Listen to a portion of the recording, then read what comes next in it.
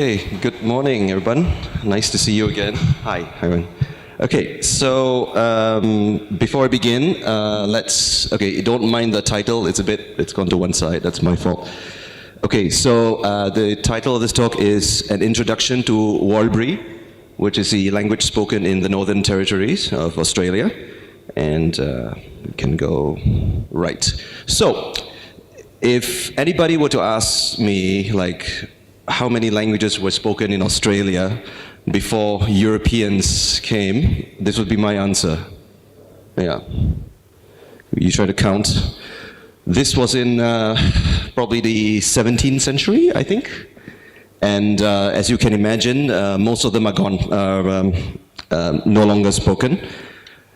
Okay, so if you look at a map of Europe and the languages in Europe, there are what, 3 language families? You've got Indo-European, you've got Uralic, you've got Basque, which is its own family.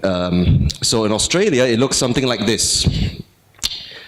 Anybody sees the strange, nature of Australian languages? So there are actually 2 groups of Australian languages, Aboriginal languages. They call them the Pama-Nyungan languages, which is the big yellow chunks. The big yellow chunks are here, and a little bit here and on the coast. And you've got about 20-something other smaller languages. Many of them are isolates, so they're not related to any other language in the world. The Pama-Nyungan languages are spoken in a huge area compared to this. I have no idea, but we can talk about that later on, how these languages spread and the maybe cultural and environmental factors that, that gave rise to this pattern of this distribution of languages. Okay, so you see that most of the variation and most of the diversity is actually in the Northern Territories in that area. Yeah, so that's about it. And the rest of them are all related to each other in one big family. Okay, called Pama-Nyungan. Now let's look at. So, of the languages we saw, only about 13 are being learned or being passed down to children. About, fewer than 150 remained. There were over 250 languages, almost 300, depending on how you classify dialects and all that, but there are only about 150 remaining. 13 of them are being learned by children, one of which is Warlpiri, which we will learn a little bit about Warlpiri today. And so let's go to the next slide. Yes, I'm sorry. So, yeah, there we go. So these are more or less the languages with the largest numbers of speakers. So we're not talking about languages like Chinese or Arabic with millions and millions of speakers. This is like 1,000, 2,000, maybe 5,000, and that's it.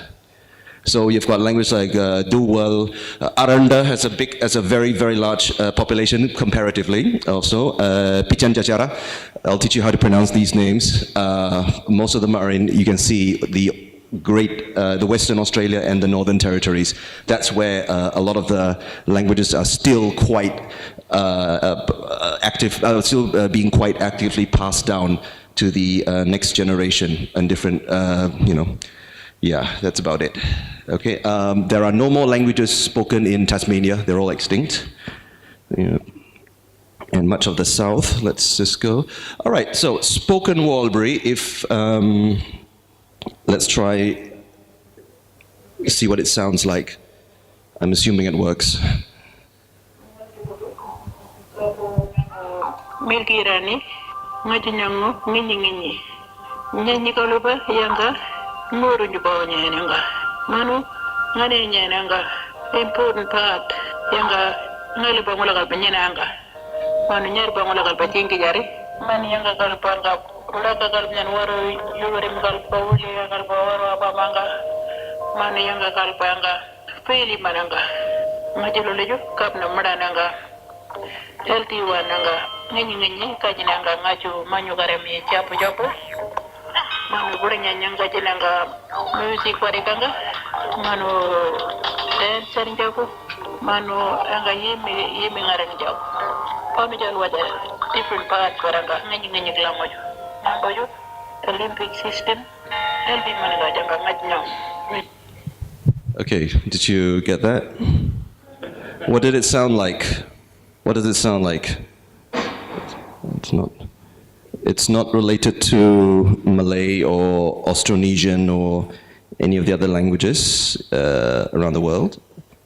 Yeah, got it. Yeah, can I just pass? Sorry, I've lost it. Oh, perfect. Thank you. All right. Yes, next slide, please. No, it's okay. That's all right. Yeah, so it's not. Oops, did I do something wrong? Okay, wait, no problem. Ah, thank you, yeah. All right. Bear with me, it's early in the morning for me, and... okay, thank you. Awesome. Okay, so some facts about the language. So, listening to the clip, did anybody pick out any different sounds or pronunciations that you thought were different? Did you hear the way she said la, no? La, ta, na sounds, which are, okay, probably it's the quality of the recording. There are a lot of sounds that sound to me almost like Dravidian languages, but they're not related, I think. So there's but let's go and see, let's look at this family. So the Pamenyungan family, of course, for Warlpiri, there are about 2,500 speakers, about 1,000 second or third language speakers. So what this happens is that in Australia, many of the tribes that live next to each other learn each other's languages. So it's very common to have multilingual societies in Aboriginal culture. And there's also a very strong tradition of not showing images, saying the names, this is a clue, I'm going to give you a clue, saying the names of people who have passed away. So there's a mourning period, it can be several months, can be years, where if a family or friend passes away, you cannot say their name. It's not good. Yeah, and you cannot look at pictures or things that remind you of them. And this is a clue, I will come back to this later on, remind me. Okay, so now get back to this. It's spread over a large area northwest of Alice Springs. The main communities, if you're Australian, if you know the area, it's Yurndamu, Lajamanu, Nirbi, and Wirliajaraye, which are the main settlements, but they're all very widespread. And there's no writing system. There was no writing system until 1970s, when people started to teach the language in schools. So that there is actually, there's I guess, an effort going on to at least teach this language in schools, to create some modern terminology, you know. So it's not too bad considering the other languages, you know. It's pretty good, right? Lost my pointer here. Okay, so phonology. Let's go to pronunciation. My favorite part of this. Tell me what is missing. What is going on? Compared to your languages, yeah, the vowels will be next, but consonants, this is just consonants. What is different? Yes. There is no voice, there are no voice consonants. What else? Yeah. There are no fricatives, there's no s, z, f, th, v. None of that, yes. And this is a feature of, I think, 99.9% of the languages, of the Aboriginal languages in Australia. The only languages that have fricatives, as far as I know, are those on the Torres Straits in the north near Papua New Guinea. So those have been influenced by Papuan languages or Austronesian, so they have some, you know, I think there's one language that has this this s, z, the kind of sound. Some dialects develop it, but as a secondary feature. So when a consonant's between two vowels, it sort of becomes a v or a the, but in general, no fricatives. The other feature that you want to look at is the, it's not working now, is it? It's okay. Well, the post-alveolar series, you have ta, na, la, da, ra. There are three kinds of R sounds. There is the alveolar ra or ra. There is the ra, like in English. And on top of the, you see the RD sound, that's actually, it's closest to the way some Japanese people say R, is erda, erda. You start with your tongue curl, flip it forward, and it rubs against, the backs of your tongue will rub against your alveolate, erda, erdaka, which means hen, erdaka. Okay, so that's one feature. Very common nasal sound is nga. Nga is very common. The J sound is not the j, or like in English, it's ja. Ja. You put your tongue against the bottom of your front teeth. Ja. Your tongue goes like this. Ja. And nya and ya. And some languages have a further series. You put your tongue, not this language, but in Aranda, for example, you put your tongue between your front teeth. Da, da, na, da, da, na. Yes, that's another series, but it doesn't exist in this language. Okay, but in the others around it. Okay, now let's go to vowels. Arabic speakers, you will see that it's about the same. Ah, e, u, and ah, e, u. Long and short. Long and short, yes. This happens in this language a lot. Some vocabulary you can practice. So, it was invented in the 1970s, so there are no exceptions, no strange inconsistencies. So, chalainba, which is your tongue. So, one thing you notice is that there are no voice sounds, but next to vowels, the ba, da, ga, ja often sounds like ba, da, ga, ja. It sounds like that. Da becomes da. And often between vowels as well. And the stress is usually on the first syllable, usually, but it's not a strong stress, it's very like jalanba, janganba, wonga, wonga. So this is very different. They have the nasal clusters are like wonga, wonga, which is language now. Kanda and karnda, milpa, yulpa is red ochre, I love that. Tunma is knife, mornma, not yet. Ngarnge. Ngarnge is frog. And ngurngurba. Yeah, ngurngurba, which means pig. And from the sound it makes, I think that it's not native to Australia. Okay? And that's a very common expressions. I have never found any references to traditional greetings like hello, goodbye, and all that in Europe. It's not used. They don't have these as fixed expressions, unlike European languages. They do have uaye or you, which means yes. You lawa is no. When an L comes at the beginning of a word, it becomes retroflex. La, lawa, jalangu, which is now, jaruju, pulya, wiyarba is like poor thing, dear. Ngurbarna is I don't know. I have no idea. Ngurbarna, pinarna is I know. So the vowels are very short, ba, da, da, except unless when they're long, and then they're emphasized. Simple sentences. Okay, so the word for this is nyambo. Nyambuju, Peter. This is Peter. So it's noun. It's kind of like Arabic or Hebrew. There's no verb to be, so this is this. So kurdu wiri, the child is big. Mardagiwita, which means the dog is small. So it's it's very simple in this case, but. If we move on to more complex sentences. Okay, here we go. Now comes the fun part. This is a very simple transitive sentence. Okay, so in a general, intransitive sentence. Sorry, I have a slide. So in a general structure is noun, or the subject, an auxiliary, and a verb. So you say wati, which is wati kapan kami. Watika Pranga means the man is running or the man runs. So man, shoot. Okay, right. So man, in this case is, I can't see. Yeah, here we go. So this is the word for man. This is an auxiliary that shows the tense, it's present tense. It shows that it's a third person doing it, and it shows that it is singular. All right? And then the word to run, which appears in the non-past. So this is used in the present and the future. Okay? So it's not so simple now. Right. The negative form is almost the same, except you put the word kulla in front of the ga, kullaga. Wati kullaga pangami. Or wati kullaga panga, which means the man is not running, or he does not run, or he cannot run. Okay?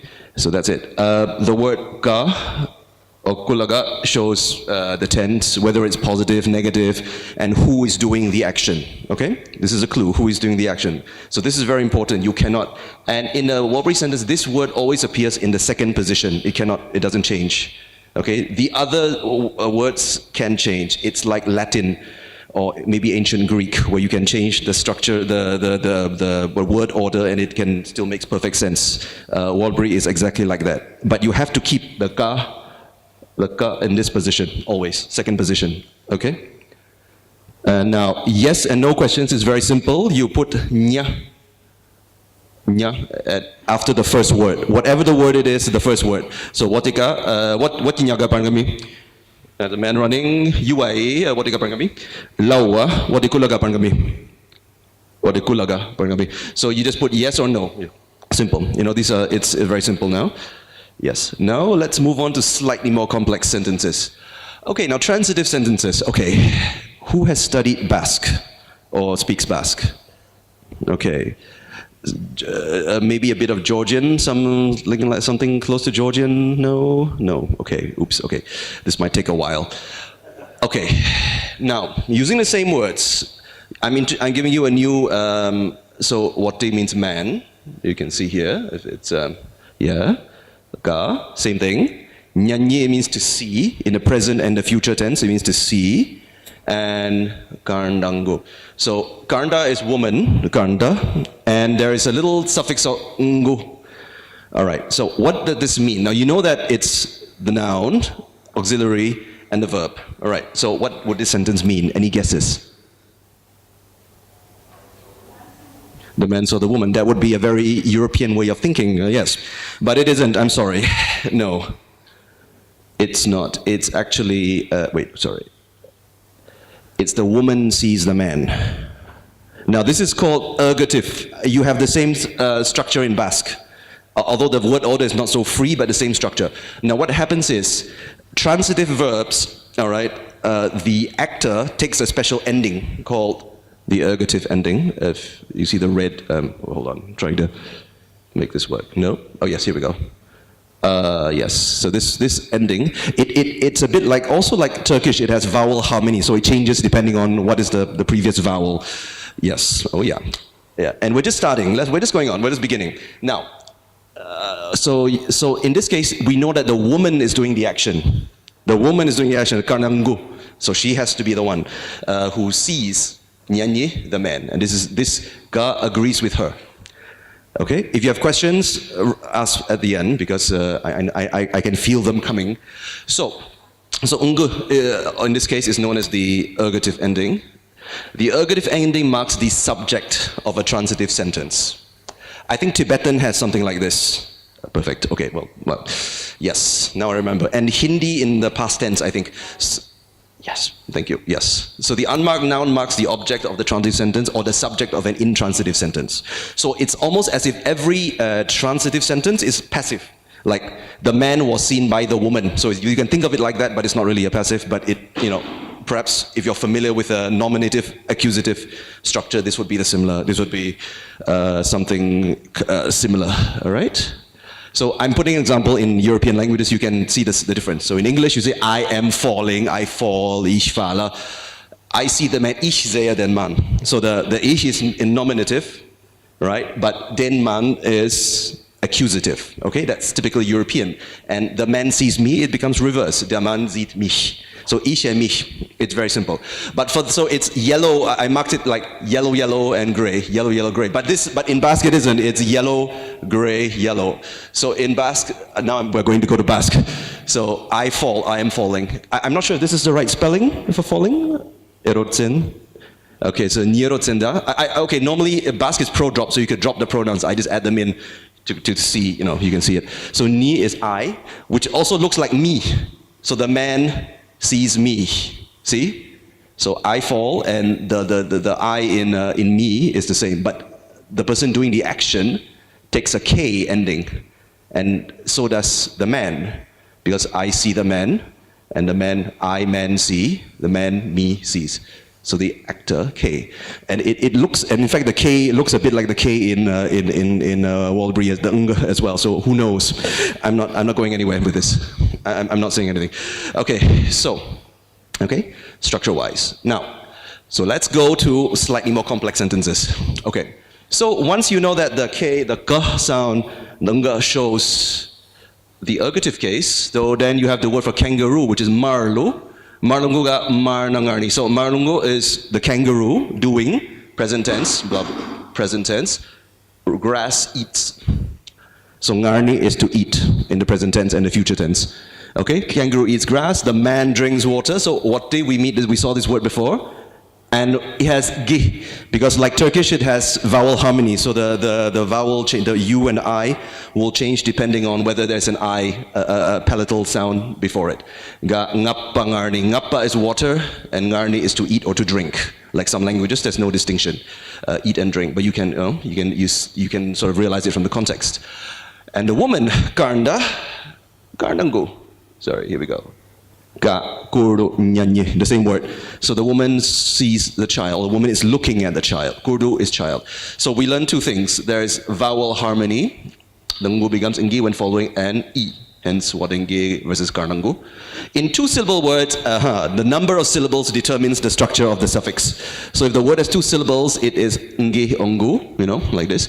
In a longer word, for example, marlongu, wawirili, which means kangaroo, it changes, the suffix changes depending on the length of the word. How many syllables? Yes, okay. Shall we move on? Yes, it's getting... Okay, so remember I told you that the language has free word order? Yes, it is, it's completely free. Except that the auxiliary always takes second position. So the man is shooting kangaroo because of the cases. We know that the ergative case is always the actor. So the wate is the man is the actor. The kangaroo, which is the absolute case, unmarked, is the one receiving the action, and luarne is to shoot. So we know that a man is shooting the kangaroo and not the other way around. And you can change it any way you want. And so on and so forth. Except that the auxiliary must always appear in second position. Okay? The same thing for negative, okay, but negative is a little bit more complex. So you have the kulaga, which appears in the second position or in the first position. And one more thing that you notice is that the verb always comes after the auxiliary. So there are rules. There are fixed rules on where the verb appears. So this is the man, does not, kangaroo, shoot. Kangaroo, does not, and then the man, who is the actor, shoot, and blah, blah, blah. But the word no, kulaga can appear in front or in second position, and the verb luarne always appears after the auxiliary. In any position, but always after the auxiliary. Okay, I'll give you a couple of seconds to take this in. Yeah, okay. Shall I go on? Okay, now that we have the ka, let's go to other suffixes. Okay, so the word for I is ngaju or ngajulu. So we have the same word to shoot, luarne, I put it in front, just for fun. Karna is present tense, and I, kangaroo, shoot. So it's pro-drop, so you can drop the pronouns. And you is nyundo or nyundulu, and the marker is kanba. So the auxiliary always takes the person. It always shows the agreement, who is doing what to whom, always. So you can actually drop the independent pronouns. These are independent, you can drop them, it's the same. Now, observant people. Remember I told you how the language works. It's ergative. The actor is always the marked person, right?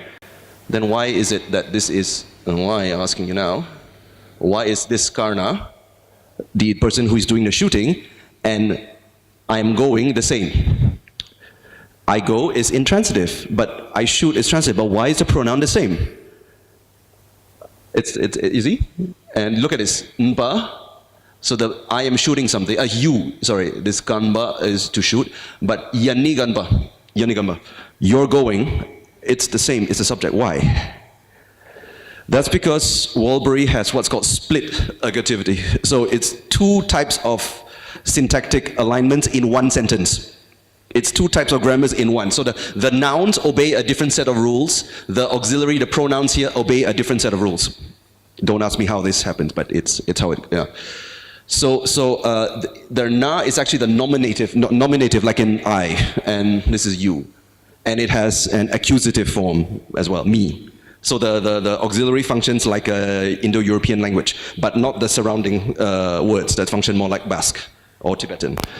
Okay, slowly absorb this. Okay, so now let's go to see here to shoot, auxiliary. I is a nominative, and this is not the same as this one. This actually means you. accusative, you, dich in German, okay, it's the same word. Same function, sorry, not same word, same function, okay? You accusative. And this is, I just put this for fun. Normally you don't use these, so ngajulolo. So I is ergative and you is absolutive. So you have got two types of sentence structures in one sentence. Same thing is you shoot me, please don't. Luarni, shoot, and then auxiliary you, me, the you means me, and ergative, absolute. Okay, have we, all right, so let's just see. Yeah, okay, so now that we've done, so now I'm not gonna go through the whole thing, so just gonna take a look at how these can combine. I do something to you, you do something to me, This is a very common structure.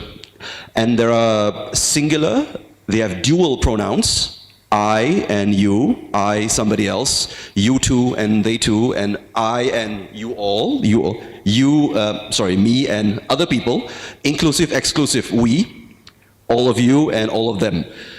Okay, and they combine in different, I don't have time to go through with this, all of this, but yeah, this is, yes, take it in a little bit, and I'll give you some time to take it in. Yeah. Okay, so yes. All right, so you see, so these are the independent pronouns, the I, me, all these are the independent pronouns that are usually dropped unless you want to emphasize something like in Spanish, maybe the same use. The subject, which is I, and me, the ju, chi. Of course, you see the slash here, it's because of vowel harmony. It changes depending on what sound comes before it. Yeah. Okay, and dative, double dative, these are when I give something to you. It's like, I think in Basque has something similar, to you and from you or something. Okay, let's move on. Okay. Now, noun cases, I love this. So there are 6 or 7 different cases, but also many, many suffixes. So you've already learned this. Okay, sorry, I started with the dative. So the woman, karndagu, which means to the woman, wattigi, to the man. You see that the vowel harmony is happening here. Nguragora, which means to the house. It can also be kira, depending on the vowel harmony. Ngurawana, to go past the house. Ngurachanga, from the house. Karnangajinda, with the woman. Waringajinda, with the man. Okay, with commutative.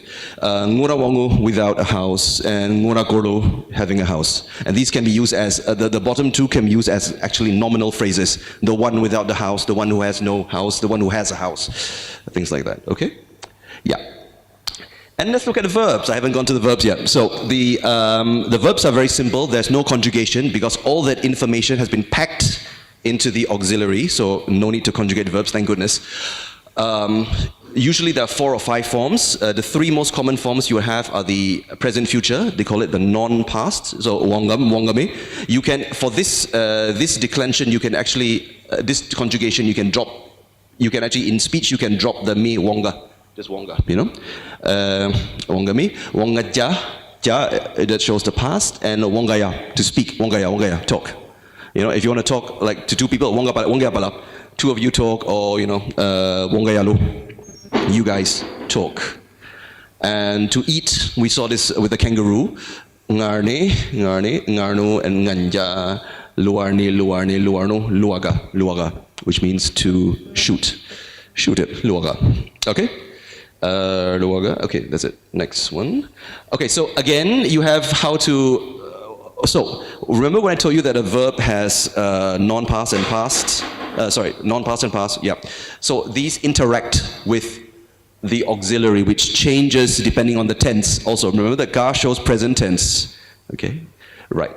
So, karnda, when the woman is speaking, so this is an intransitive sentence. You know that the woman is speaking, but this is there's no object. Okay, so karnaga wangami, and then you change it to negative kulaga, and the future you change you replace ka with kapu, and all the same pronominal suffixes, all the same, but you just change. It's very systematic, and the negative is kula, and in past there is no auxiliary.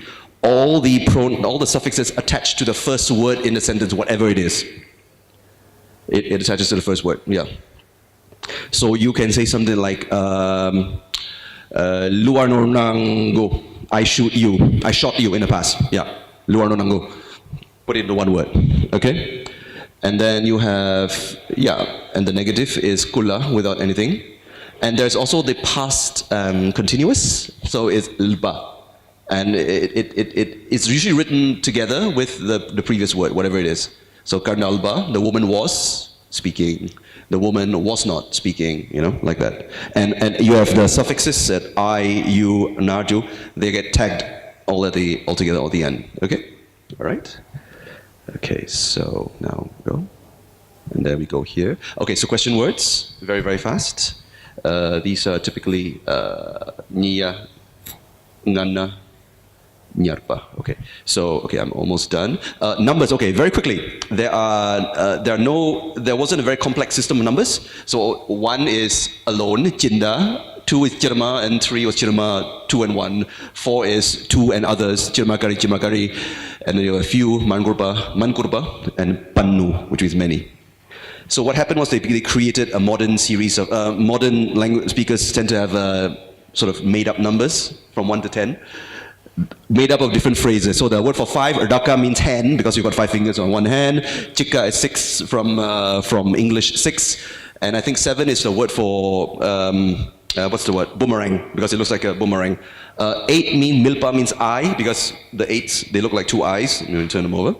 And 9, I can't remember. It means a can or something. It looks like a... And 10 means... I cannot remember what 10 is. Anyway, yes, it's noon, I think, or like a time for meal time, which is at 10 o'clock. Okay, so I'm almost finished. Plurals, you don't have to go through this. Yeah. Questions, anyone? Thank you. So, please, if you have any questions, I repeat, submit them via Slido with the password Polyglot. I already have some questions here for you, so I'll start with the most popular one. Okay. What do Warlpiri people think about outsiders learning their language? Okay, this is the thing.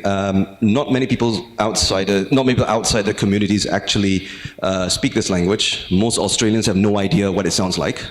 I think it's mixed, because like most communities, there is an element of distrust of outsiders to an extent, but I think people are quite happy that outsiders are learning their language. In some parts of Australia, I know that they teach native languages in schools to all students. Like I think Aranda is being taught in Alice Springs. It's been taught to people of European or Asian origin who live there. So I don't think it's a problem for outsiders to learn their languages. Yeah. Your pronunciation is amazing. How long have you been practicing learning Warlpiri? Oh God, on and off for about 5 years, but I started, stop, yeah. Is there any material available for studying Warlpiri? Yes. Okay, so that's lazy me. I forgot to put a list of materials. What you could do is is there some way I could share this on the site or a platform that I could share it with? Maybe on Facebook, yeah, Facebook page, thank you. Yes, I will share some links on the Facebook page, on the Polyglot Facebook page, yeah, perfect. Yes. What is motivating you to study such specific language? Okay, so that's interesting. Okay, so I went on a trip to Australia back in 1990, what is that, no, 2000, yeah, it was that long ago. I was interested to learn more about what people used to speak before Australia became Australia, Europeans naming it Australia.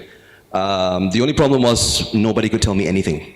So I was in Melbourne, and some guy said, oh yeah, I'm sorry, the language they used to speak here is now extinct. You'd have to go to the Northern Territory or somewhere further north. So I went to a library and found a book on Warlpiri, and that's how it started. Just like that. Yeah, it's not specific, just the materials I had at hand, yeah. Given small number of speakers of Australian languages, if any are not endangered, suggests strong language identity and little urban migration. Thoughts of the future? For the future, I think languages like Warlpiri have a way. I think they will survive. If you read the latest literature, in some of the towns, children are creating their own language. They call it light Warlpiri, which means it's like English, a bit of Creole, because in the Northern Territories, traditionally many people from different tribes, when they spoke with European people, they would learn a type of Creole English.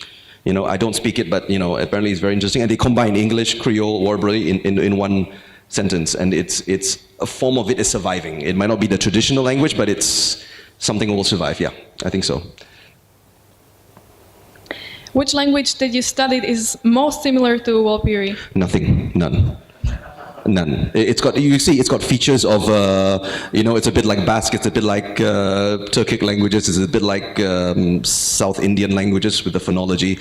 I don't know, it's not, it's got too many suffixes, less prefixes. Yeah, it's nothing. Is Warlpiri used in media? I'm sorry, can you repeat that? If the language is used in media? Yes, so you saw the clip that I showed you on YouTube. So that's actually, I will talk about it. So that's actually a clip from, I think, a program to encourage people to drink more responsibly. Like you saw your brain getting killed. That was actually them telling you to drink too much pama. You hear what she kept saying, pama. Pama means alcohol. It means don't drink, liquor, whiskey, beer too much. That's what it's telling you. Yeah, the first video. Yeah. So it's being used. There are programs here. The reason why I didn't show any photos of from Warlpiri from the tribal days is because there's a tradition of not respecting the dead. So do not show pictures or talk much about the dead. They don't even say their names. They use maybe their what they call the skin names, which is complicated. But if you have time, I'll explain. But you never use your personal names. Okay, it's a bit like in, I think, Greenlandic culture, or the Inuit culture is the same. I think similar kind of thing, yeah. Okay.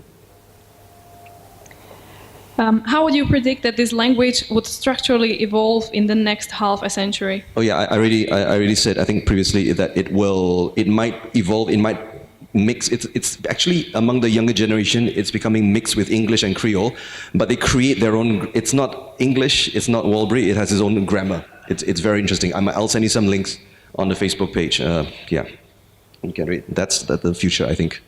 Yeah. What is your favorite word in Warlpiri? Oh, goodness. I have to think about this. Let me think. Ooh, I kind of like the word Warlpiri. Warlpiri, which means poor thing, dear, my dear, Warlpiri. 可怜 in Chinese, Warlpiri. I think, yeah. What is a skin name, and is this tradition a method for dealing with grief? All right, so who asked that question? Okay, I will. Okay, I have to draw this out. Okay, so in many native societies in Australia, people are classified into groups, not based on your descent, but in your relation to other people. So let's say I am. There are a few skin names like Jabananga and Nabananga, Chupurola, I think it's like this, something like that, and Napurola, and I can't remember. There are 8, I think, groups based and men and women. One is women. I can't remember. One is men. One is women. Women, men. I think they have different types of names. If I had a skin name, could only marry people from a certain skin names, and then my child will have a different skin name. It's a system that helps people also to avoid incest. It's a very logical system, and it's I can't draw it. I could draw, it looks like a 6-point star or something, like who gets married to whom. So your marriage partners are fixed. You cannot marry within your own skin name. You cannot marry people from other skin names that are too close to yours. So it's a system of tracing marriageability, and also for ritual significance. Like certain people from certain groups, they have certain rituals in certain places. So certain areas, certain animals, totems are sacred to them. It depends on your skin name. So it's very important in their culture. Yes, okay. Yeah, I try that, yeah. How similar is Warlpiri to other Pama-Nyungan languages? Okay, that depends. Good question. So some other languages are quite similar. They have a similar structure, but there's a huge variation. Most of them have free word order, the same structure, the same sounds. Phonology is very, very similar across Australia. Some of them are more like European languages. They have an accusative structure, nominative, accusative. Some of them are split like this, and some are completely ergative. Yeah, the structure is something like this. Yeah. Right. how frequently do Austronesian languages borrow vocabulary or grammar from one another? Okay, you mean Austronesian languages? It depends on where. So the ones in Warlpiri has no contact with Austronesian languages. Austronesian or Australasian? It is Austronesian. Okay, so you're talking about like Pacific languages, Polynesian. So the languages on the top end, in Darwin and further north, have borrowed words from Indonesian. There are, and from especially from Bugis, from the languages of Sulawesi, Celebes, the boogeyman, the Bugis people. They used to be pirates in the Straits of Malacca and across the South China Sea. Many of them used to go to trade with the natives in the north, in the top end. Sorry, not top end, in the north of Darwin, and they have borrowed words like Balanda, which means you're a white person, European. If you speak Bahasa Indonesia, orang Belanda is a Dutch person. Hollander, Belanda. Yeah, they have words, a few words from Indonesian and from Bugis. Yeah, like this. But it's not grammatical. It's more of lexicon, like borrowing a few words here and there. Yeah. That's it. Okay. Sorry. Why is reference to the death seen as taboo for a certain time? Yeah, so this is interesting. I have no idea. It's just a way of, it's very traditional and it's a very long, it's been around for a long time. It's not unique. There are cultures in the Pacific that also have this. The people in Greenland and people in Alaska, many people that you call Eskimos, Inuit, they have the same taboo. And it is so strong that they will avoid any word that sounds like the person's name. So if Mary passes away, I cannot get married. I have to get wed or something. I mean, I'm using an English equivalent. And what happens is, the replaced vocabulary becomes so commonly used, it actually replaced completely the usage of the old word. So that's why the languages change very fast, and that's why you see maybe all the Pamanungan languages are not actually closely related. They just borrowed words from each other, because if you don't use this word, you borrow the other tribe's word. And that's why in Warlpiri there are many words for the same thing. So for the word for man, you have wate, ngarga. For woman, you have karnda, marguja. Dog, I can't remember, kangaroo, marlu, wawiri. You've got like three words for the same thing. It's because if some guy passes away with a name like that, you can use another word. Yes, and sometimes the new word becomes so popular that it replaces the old word. So they change quite fast, and a lot of shared vocabulary goes from tribe to tribe. So sometimes it's hard to track who is what related to whom. That's why, the map of Australia looks like, the linguistic map looks like that. A lot of borrowing across time and space. Yeah. And so this will be the closing question. Okay. Does Warlpiri have special vocabulary you must use with your mother-in-law? Of course. Who asked that? Yes. Oh, yes. Of course. Yes. This is very interesting. So a man cannot talk to certain people in his family directly. If he has to, for example, his mother-in-law, he will ask his wife or children to go talk to grandma, talk to his mother-in-law. If he has to, whatever reason, he must keep a certain distance, not be too close, and use special words. They call it the mother-in-law language. So certain words are replaced. I don't know this very well, but I know that like some words are replaced. A lot of the verbs are simplified and use only certain things like go, come, and do this, do that. That's it. So they use it with their mother-in-laws, and I think mothers and son-in-laws, and to a certain extent brothers-in-law as well. So it's a tradition of respect to avoid arguments, and some people say it's to avoid the man getting too close with his mother-in-law and doing other things. But I don't want to go to that. But it's think of it as just a form of respect, and yeah. Okay. That was the last question. So perfect. maybe some closing remarks. All right. Thank you so much. Thank you.